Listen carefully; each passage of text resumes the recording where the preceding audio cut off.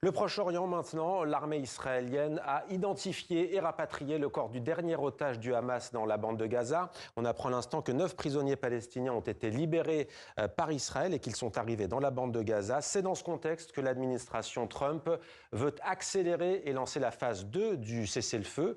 Les émissaires américains Steve Witkoff et Jared Kushner étaient d'ailleurs à Jérusalem hier, dimanche. Alors qu'est-ce que la phase 2 ? Où en est le processus ? Les précisions d'Hugo Barbieux. Ces équipes de la Croix-Rouge, accompagnées de militants du Hamas, ont enfin terminé leur mission. Retrouver le corps du dernier otage israélien retenu dans la bande de Gaza. L'armée israélienne a identifié le corps de Ran Gvili, volontaire dans une unité d'élite de la police israélienne, tué le 7 octobre 2023 à l'âge de 24 ans. Cette dernière découverte va-t-elle donner un coup d'accélérateur au plan américain de cessez-le-feu à Gaza ? Un plan de paix en 20 points, mais dont la mise en œuvre le 10 octobre dernier reste très fragile. Vous parlez de paix, il n'y a pas de paix. Nous ne voyons absolument pas cette trêve. Elle n'a aucun fondement et nous n'avons aucune information à son sujet. Les tirs n'ont pas cessé, les explosions n'ont pas cessé, les assassinats n'ont pas cessé. Où que vous alliez, votre vie est en danger. Vous n'êtes en sécurité nulle part.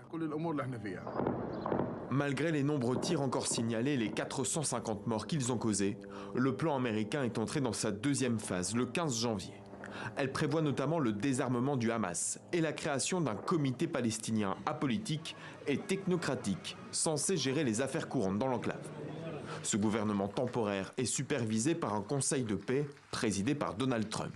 Mais le flou subsiste autour de la composition de cette instance et de ses objectifs. Le président américain en a toutefois donné un aperçu au forum de Davos lors d'une grande conférence où son gendre Jared Kushner a par ailleurs présenté un plan de reconstruction pour un nouveau Gaza transformé en complexe luxueux de gratte-ciel. Lors de cette session, les Américains ont notamment vanté l'arrivée d'une aide humanitaire historique. Des affirmations qui contrastent avec la situation sur le terrain.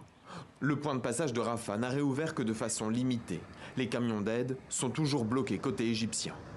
Les quelques 2,2 millions d'habitants vivent eux dans une précarité extrême, retranchés dans des camps sur la zone côtière.